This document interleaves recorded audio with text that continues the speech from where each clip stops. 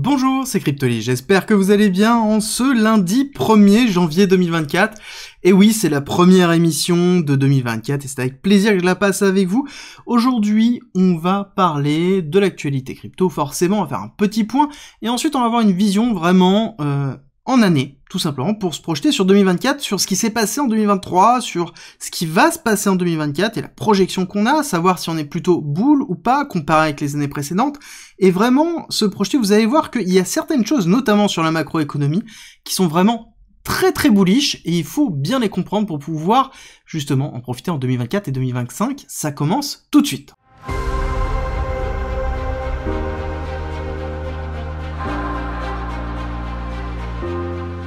Si tu as envie de te former et profiter vraiment du bull run, c'est simple, il y a une formation parfaite, complète, gratuite à disposition. C'est à travers un parcours pédagogique qui t'apprend tout sur la blockchain, la crypto, l'investissement, l'analyse technique et le trading.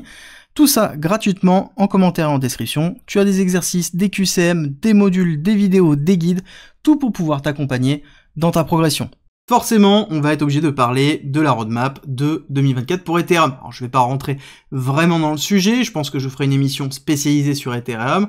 Vitalik Buterin a partagé la mise à jour de son update en 2024 pour son projet phare Ethereum que l'on connaît tous. 2022 a été marqué par un événement très important qui a été le passage en Proof of Stake, The Merge. Et 2023, ça a été la mise à jour de l'application et le fait de pouvoir retirer les différentes cryptos, donc les Ethereum qu'on avait stackés sur justement la Beacon Chain à l'époque, qui était le réseau de test d'Ethereum. Alors, ce qui est intéressant de voir, c'est que on attendait beaucoup, et moi compris, en 2023, de performance d'Ethereum. Ça n'a pas été le cas, genre pas du tout. On a eu quelque chose qui était même en sous-performance par rapport à BTC, et c'est vrai que 2024-2025, on attend encore une fois beaucoup de choses Ethereum. Est-ce que ça va se passer ou pas? En tout cas, ce qui est sûr, et que je vous dis là par rapport à la roadmap qui a été donnée, c'est qu'ils ont bossé comme des fous en 2023, on a beaucoup de choses qui ont avancé, et je vais vous faire justement une vidéo spécialisée dessus, parce que c'est vraiment important de revenir sur tout ce qu'ils nous ont donné comme information, et vous allez voir qu'il y a tellement de choses que, oui, c'est vrai que je pense que 2024 et 2025 seront des années explosives pour Ethereum et pour les cryptos en général, et tout ce qui est l'écosystème d'Ethereum, donc tout ce qui gravite autour. Ensuite, on continue dans les nouvelles avec malheureusement le dernier hack de l'année qui a eu lieu sur cette fin d'année, 81 millions de dollars sur Orbit Chain Bridge qui s'est fait hacker, et encore une fois, c'est un bridge, donc pour rappel, le bridge, c'est ce qui permet d'interfacer plusieurs blockchains entre elles et de transiter des fonds, des cryptos, d'une blockchain à une autre. Et c'est toujours les vecteurs d'attaque qui sont privilégiés. Quand on regarde la majorité des hacks qui sont effectués, c'est lié au bridge. Et ça, c'est vraiment une très grosse faille de sécurité que l'on retrouve depuis un certain temps, et malheureusement on n'a toujours pas de solution. La seule solution serait de voir un protocole interopérable, ou en tout cas une couche d'interopérabilité suffisamment sécurisée pour ne pas avoir besoin de bridge, et suffisamment sécurisée pour éviter d'avoir des hacks. Ça, on a quelques projets en tête, on en a parlé déjà plusieurs fois, mais ça va être vraiment pour moi la vision que l'on pourra avoir sur 2024-2025, arriver à trouver des solutions de sécurité et de transfert d'interopérabilité sécurisé. Tant qu'on n'aura pas ça, malheureusement, ça va être très compliqué. On devra rester sur des actifs qui seront tellement puissants qu'on n'ira pas chercher d'autres actifs, sous-entendu Ethereum et BTC, bien évidemment. À côté, en parlant de BTC, on va parler forcément des ETF, parce que ça va être notre début d'année 2024, qui va être très important. On a en tête le 10 janvier, c'est vrai que ça se rapproche grandement, en tout cas, on a tout un narratif qui est tourné vers le 10 janvier. Bon, je vous ai déjà expliqué plusieurs fois que potentiellement ça peut ne pas être le 10 janvier, mais c'est vrai que là, vu le faisceau d'indices, il y a de grandes possibilités que ce soit le 10 janvier, ou en tout cas qu'on ait une vague de validation à ce moment-là, et tellement que on a en fait la SEC qui pourrait notifier, ne serait-ce que déjà cette semaine, en début de semaine, si oui ou non on aurait un lancement. Et encore une fois, il faut juste prendre un petit peu de recul. C'est pas parce qu'on a un lancement, une validation de la SEC que tout de suite les ETF vont être mis à disposition à l'achat et qu'on va avoir un flux de liquidité. D'accord? Ça prend toujours du temps, c'est pas parce qu'on a la validation que les ETF sont mis en branle tout de suite et que on a des personnes qui injectent de la liquidité. prenez bien en considération que ça va prendre du temps. On a la notion de pré-funding qui est en train d'arriver, mais ça reste que du pré-funding. Et l'autre élément qui est important, on le retrouve ici, caché ici, mais c'est intéressant de le voir dans l'autre news, dans lequel on a Fidelity, donc qui est un des acteurs qui, justement, propose un ETF spot, et qui propose des frais de gestion à 0,39%. C'est vraiment très faible, hein. Même dans les gros ETF que l'on a à disposition, généralement, c'est plus de 0,3, hein. C'est plutôt même dans les 0,4, 0,5. Il y en a quelques-uns qui sont en dessous de 0,4, mais ça reste relativement faible, et où généralement, c'est les meilleurs du marché. Et donc, ça veut dire que là, il va vraiment avoir une bataille autour des frais de gestion, donc la volonté de drainer un maximum de liquidité, parce que c'est une manne financière qui est énorme. Imaginez bien, 0,4%, je vais simplifier, mais 0,4% de la totalité de ce qui est investi dans l'ETF en frais de gestion tous les ans. Et ça tombe tout seul, et c'est automatisé. Donc c'est vraiment ce qu'il y a de plus rentable. Et donc ça veut dire qu'il va avoir vraiment, je pense, une course derrière pour drainer un maximum de fonds. Donc c'est pour ça qu'on a toutes les publicités qui sont en train de se mettre en place. Je pense qu'on n'aura pas forcément l'accélération tout de suite au lancement et à la validation de la SEC, mais par contre, dès qu'on aura les machines qui seront à disposition et que le produit sera mis à la vente et que on aura la liquidité qui commence à rentrer, je pense qu'on aura une machine vraiment très forte à commercialiser du Bitcoin, et en tout cas à travers leur protocole des ETF. Donc ça veut dire qu'on va avoir un début d'année qui risque d'être assez rock'n'roll, que ce soit à travers l'accélération haussière de la validation de la SEC, le possible sales news qui risque de suivre par la suite, et ensuite l'arrivée des liquidités avec le halving, et donc une réaccélération sur 2024. C'est la vision générale que j'ai déjà depuis un certain temps et que je vous défends déjà depuis un certain temps. D'ailleurs, dans les bons deals de cette année, nous avons Zoomex qui lance une compétition pour début 2024 de trading. Alors le gros intérêt avec ça, c'est pas forcément la compétition en elle-même, c'est tout ce qu'il y a autour. C'est-à-dire que si vous voulez tester un nouvel exchange qui est non KYC et dans lequel on a quand même pas mal de liquidité étant que c'est relié à Bybit, on a quand même toujours de l'incentive qui est mise à disposition. Ça veut dire qu'on va avoir toujours des cash price qui vont être à dispo, on va avoir certainement des dollars qui vont être donnés, alors je crois que c'est 20 $ à l'inscription si on fait un premier dépôt, on va avoir à côté des lucky draw, donc le fait de pouvoir récupérer des récompenses supplémentaires, et ensuite on a moins 25% sur nos frais de trading. Donc c'est toujours un bon moyen de tester une nouvelle plateforme si jamais ça vous intéresse. D'ailleurs j'ai créé une équipe qu'on va lancer pour pouvoir en profiter et se prêter au jeu de la compétition et pouvoir profiter de toutes les récompenses que nous offre Zoomex de cette façon-là. J'ai créé une équipe, le lien est en description en commentaire si ça vous intéresse. En tout cas, c'est toujours le bon moyen pour pouvoir tester la plateforme, surtout que j'ai cru comprendre qu'ils vont bientôt arriver sur du spot, donc il va y avoir beaucoup de choses qui vont évoluer. Ça peut être une plateforme qui pourrait faire comme Bitget il y a peu, donc je pense que c'est un peu les ambitions qu'ils ont, donc c'est intéressant à checker. Sur la partie macro, alors là, toujours vision annuel dans lequel on voit cette magnifique bougie qui a clôturé, bougie qui est vraiment très importante. Le fait qu'on ait clôturé au-dessus ici, ça sous-entend qu'en annuel, écoutez bien cette phrase, ça sous-entend qu'en annuel, on a annihilé en fait la chute que l'on a eue les 2 années précédentes. C'est vraiment très important de comprendre ça, ça veut dire que là on a clôturé au-dessus, donc ça sous-entend que là on a tout simplement repris l'ensemble de cette bougie-là. C'est quelque chose qui est excessivement bullish. C'est vraiment très très fort. Ça ne veut pas dire qu'on va s'arracher comme ça continuellement, d'accord? Ça veut dire qu'on peut avoir très bien un très gros retracement, mais en tout cas dans les années à venir, ça veut dire que là-dessus, le S&P 500 et le Nasdaq, parce que c'est pareil sur le Nasdaq, on peut aller chercher des targets qui sont très hautes. Donc ça veut dire qu'on peut avoir un début de récession sur 2024, en tout cas deux trimestres de récession, une petite difficulté économique sur 2024 avec, pourquoi pas, l'instabilité liée aux élections américaines, mais ensuite repartir. Je pense qu'on repartira très très fort. Et c'est justement une des opérations que j'essaierai d'effectuer. Ici, durant toute cette année, j'ai grandement longué, donc j'ai racheté énormément cette partie basse, j'ai acheté bas, j'ai accompagné le mouvement haussier, et je pense que je rachèterai systématiquement lorsque l'on fera des dips sur le S&P 500, et j'ai toujours mes targets, ça, je les ai toujours, je vous les ai donnés la dernière fois, et ça va être le même principe. En tout cas, ce qui est sûr et certain, c'est que l'économie américaine se porte bien mieux qu'escompté, et que le soft landing est en train de se faire correctement. Alors, ça ne veut pas dire qu'on va pas avoir une petite récession, qu'on va pas avoir un petit choc économique, parce que ce qui est plutôt logique, et là-dessus, les gens vont vous dire que c'est la crise, que c'est catastrophique. Bon, en fait, c'est normal.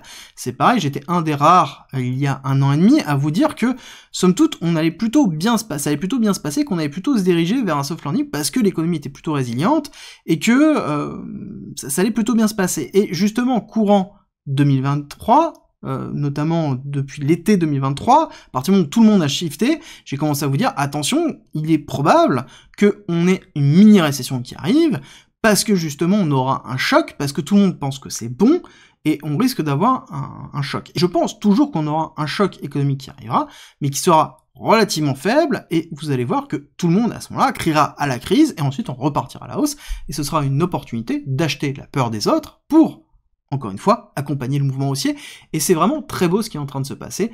En tout cas, c'est vraiment une preuve que on a vraiment une économie tech US qui est vraiment très forte, bon, qui est, on va pas se le cacher, vraiment gérée par une poignée de sociétés, mais en tout cas, on a une forme d'engouement qui est en train de se mettre en place, et ce qui serait intéressant de voir, c'est est-ce qu'en 2024-2025, on verrait la mise en place d'une bulle autour de l'intelligence artificielle, et dans lequel on pourrait profiter, que ce soit à l'achat, et aussi à la vente quand elle éclatera. Ça, dans tous les cas, on le couvrira sur cette chaîne. Autre chose, forcément, on va parler du pétrole qui est très important sur cette année, où on voit qu'on s'est quand même bien stabilisé, et que surtout quand on retire cette mèche, cette énorme mèche liée à l'instabilité politique, géopolitique internationale, on voit que on est quand même bien dans une structure qui est dans une forme de range, entre une borne basse à 40, une borne haute ici à 110, et voire même on a un sous-range qui est ici pour moi positionné entre, c'est le range que je vous donne depuis longtemps, 65 et globalement 90, 85, 90, qui sont des zones clés à surveiller, qui permettent de tenir l'inflation, qui permettent de tenir aussi l'économie de l'OPEP, donc de tous les pays producteurs qui ont besoin de maintenir un prix relativement élevé au niveau du pétrole, et derrière les pays consommateurs qui ont besoin d'avoir un prix du pétrole qui n'est pas trop élevé. Et là, ça va être vraiment, je pense, la lutte qui va se faire, et la lutte, généralement quand c'est comme ça se passe sur quoi?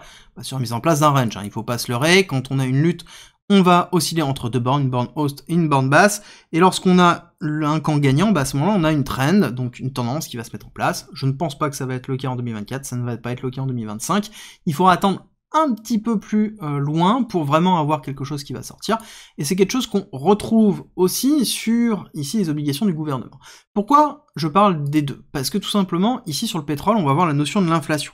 La notion de l'inflation va impacter fortement la politique monétaire américaine. 2024, on va pas se leurrer, on sait qu'il va y avoir le pivot de la Fed, je ne pense pas qu'il va être aussi précipité que escompté par le marché, mais en tout cas, je pense qu'il risque d'être relativement violent, et si c'est le cas, il le sera parce que on aura la mise en place d'une mini-crise, et donc à ce moment-là, on aura une surréaction de la Fed, dans lequel on va avoir une descente des taux très forte, surréaction du marché avec une réaccélération haussière, fin de la crise, et ainsi de suite.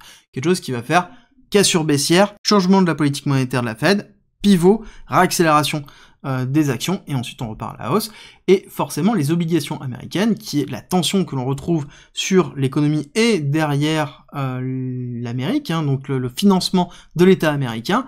Bon, on voit qu'on est à 3,8, pour moi, je pense qu'on va aller assez vite retester les 2%, qui va être un niveau clé et qui sera tenu, je pense. On a un premier niveau qui va être vraiment les 3%, mais on va vraiment tenir en fait oscillant entre les 2 et les 3, voire même peut-être un petit peu plus bas, mais je pense qu'on n'arrivera pas vraiment en dessous des 2. Et pourquoi les 2? C'est parce que pour moi je pense qu'on va arriver sur un taux neutre, un taux réel neutre. Ça veut dire quoi? Ça veut dire le taux par lequel on est payé sur des rendements comme les taux obligataires américains, moins l'inflation, je pense qu'on oscillera entre les deux.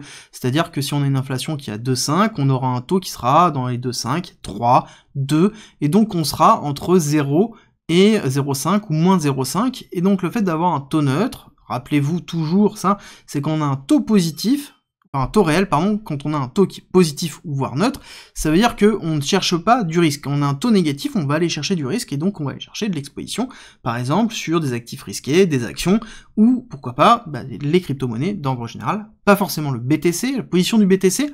D'ailleurs, elle a une petite connotation, et ça va être intéressant de faire un petit tour dessus, parce que est-ce que, oui ou non, le BTC sur 2023 est arrivé comme une valeur refuge? Alors j'ai vu beaucoup d'analystes dire que oui, je pense que ça n'est pas encore, et ça va être vraiment 2024-2025 où on aura cette réponse, qui va être vraiment importante, et ça va être la réaction des institutionnels par rapport à l'ETF qui est en cours. Est-ce qu'ils vont l'utiliser comme une composante d'un produit composé mis à disposition d'institutions pour justement aller chercher du risque, ou est-ce que ça va être utilisé comme étant une part d'or digital, donc avec une valeur refuge par rapport à différentes crises?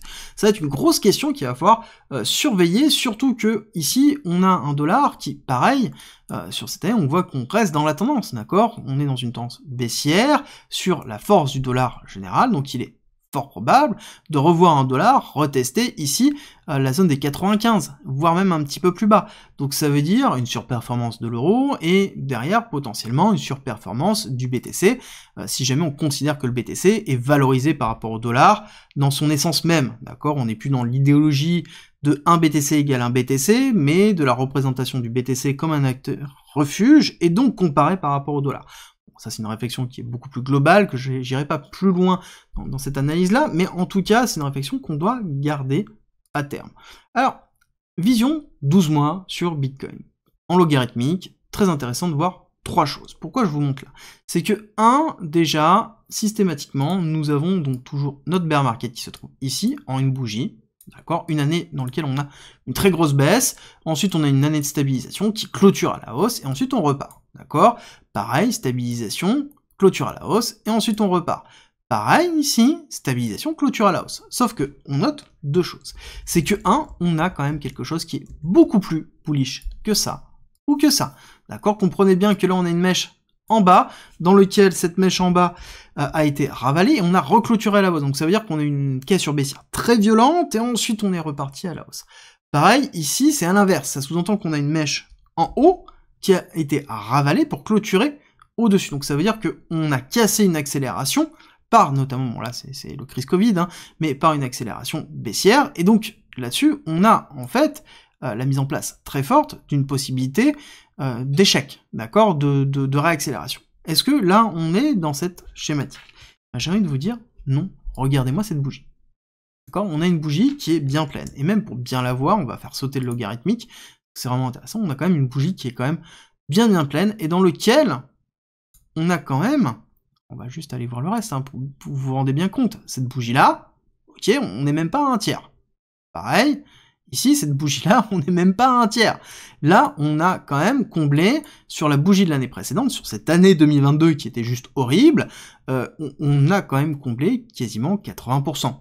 Donc, plus de 80%. Donc, imaginez bien que là, on a un momentum qui est très haussier, qui est quand même très fort. On a une année 2023 qui était vraiment puissante, malgré tout ce qui s'est passé autour de la réglementation, autour de la SEC, autour, derrière, des risques géopolitiques, et, bien évidemment, l'ETF BlackRock qui est arrivé. Donc, on a une année qui a été très très forte en émotion, très forte en accélération, et ça c'est plutôt vraiment très bullish. Vraiment très bullish, ça ne veut pas dire qu'on ne peut pas avoir un retracement très sec sur 2024 pour repartir très fortement début 2024, on peut très bien avoir une schématique d'avoir une mèche qui s'enfonce, alors on va peut-être le faire ailleurs, ici, de façon à pouvoir le voir, mais on ouvre ici, on a une mèche qui s'enfonce, on ravale la mèche et on repart comme ça, d'accord? Ça pourrait être tout à fait classique, d'accord? Avec ici un retracement violent, et ensuite on repart, et on clôture à la hausse, et on part sur le bull run, d'accord? Donc c'est quelque chose qui peut être vraiment envisageable. Il faut juste considérer que là, on a un momentum qui est suffisamment haussier, dès le début, après notre phase de bear market, donc dans notre phase de pré-bull run, alors qu'on n'a pas encore fait le halving, donc ça veut dire qu'on a une attention qui est donnée au niveau des cryptos et au niveau de BTC, qui est, on va pas se le cacher, portée par 2 choses, c'est qu'on a une phase de réglementation qui est plutôt solide, donc une phase de perte d'incertitude au niveau du marché crypto, et à côté, on a les ETF qui sont en train d'arriver, donc un ajout de liquidité. Il faut pas se cacher que ça va être une machine à billets qui va rentrer dans les cryptos et dans le BTC. Est-ce que ça va se faire du jour au lendemain? Je ne pense pas. Mais en tout cas, dans un cycle full, dans lequel on a une communication massive, on a une recherche de Bitcoin qui revient à la hausse en traîne sur Google, je peux vous dire que là, ça va imprimer sévère, et c'est là où ça va être intéressant, et c'est là où ça risque d'être explosif, et c'est cette vision, justement, que j'essaie de vous partager, c'est que ce n'est pas parce que là, j'ai une vision qui est très bullish, que ce soit sur le S&P 500, sur le Nasdaq, sur les 2, 3, 4 prochaines années, pareil sur le BTC, sur 2024, 2025, 2026, que ça veut dire qu'on va forcément commencer l'année dans une accélération extraordinaire, et que ça va être to the moon directement. N'oubliez pas que le holder, la personne qui hold, bah, c'est comme ça, hein, d'accord? C'est comme ça pour arriver à la hausse. Ce n'est jamais comme ça. Donc comprenez bien que là, on va vivre des choses, et il faut pas confondre une vision court terme, moyen terme, avec une vision long terme. Là, je vous partage ma vision vraiment long terme, donc comprenez bien ça. Pareil, on va prendre un petit peu de recul avec le total, donc total market cap qui reprend la totalité des cryptos. Bon, quand même un peu moins bullish. On voit que c'est quand même grandement porté par le BTC, c'est le BTC qui a beaucoup plus respiré. Là, on est quand même bien loin des 80%, on est un petit peu plus de 55%, ce qui est plutôt positif, mais il faut bien prendre en considération que ça nous donne des indications, comme quoi c'est BTC qui a porté le recovery du marché sur 2023, et pas l'ensemble des cryptos, et que la alt season, somme toute, est relativement faible par rapport à ce qu'on a pu connaître et par rapport aux pertes générales qui ont été effectuées sur l'ensemble des altcoins. Et c'est pareil, ça se voit encore mieux quand on prend le total market 3, dans lequel on voit bien que, malheureusement, on n'est même pas à 50%. Donc ça veut dire que les altcoins n'ont pas encore vraiment recover de ce qui s'est passé. Et c'est là où je vous dis que ma vision long terme, elle est très bullish, mais je pense que on a encore beaucoup à donner et que on peut prendre beaucoup avant pour pouvoir donner plus après. Il faut être préparé à toutes les éventualités. Si vous n'avez pas encore préparé tout ça, n'oubliez pas que j'ai mis à disposition en commentaire en description un guide autour de l'investissement et du trading, 30 pages qui vraiment concise, vous donne tout pour pouvoir préparer votre stratégie d'achat, votre stratégie de vente, comprendre les biais psychologiques que vous allez avoir durant ce bull run, et vous allez en avoir besoin de la préparation. Même si vous êtes là depuis 2 ans à suivre la chaîne, je peux vous assurer que vous allez ressentir des choses que vous n'avez jamais ressenties, et même si vous avez vécu le bull run 2020-2021, ce sera votre deuxième, et vous allez ressentir encore des choses que vous n'avez jamais ressenties, je peux vous l'assurer, parce que, le premier, toujours différent du second, et le troisième, il commence à être à peu près identique au second, mais c'est encore différent. Donc il faut être préparé à tout ça, c'est pour ça que je vous ai fait 2 vidéos sur la fin d'année. Je vous les mets en fin de vidéo, je vous invite vraiment à les regarder, c'est l'essentiel pour pouvoir vraiment préparer votre stratégie, à faire des multiples, définir vos targets, et être préparé pour cette année 2024. Je vous souhaite à tous et toutes un très bon lundi, et nous on se retrouve demain pour la quotidienne, et on repart sur un cycle classique. Si vous voulez me soutenir, n'oubliez pas, partagez la vidéo, likez et commentez, ça me fait toujours très plaisir, et surtout ça soutient le travail que j'effectue, et nous on se retrouve demain.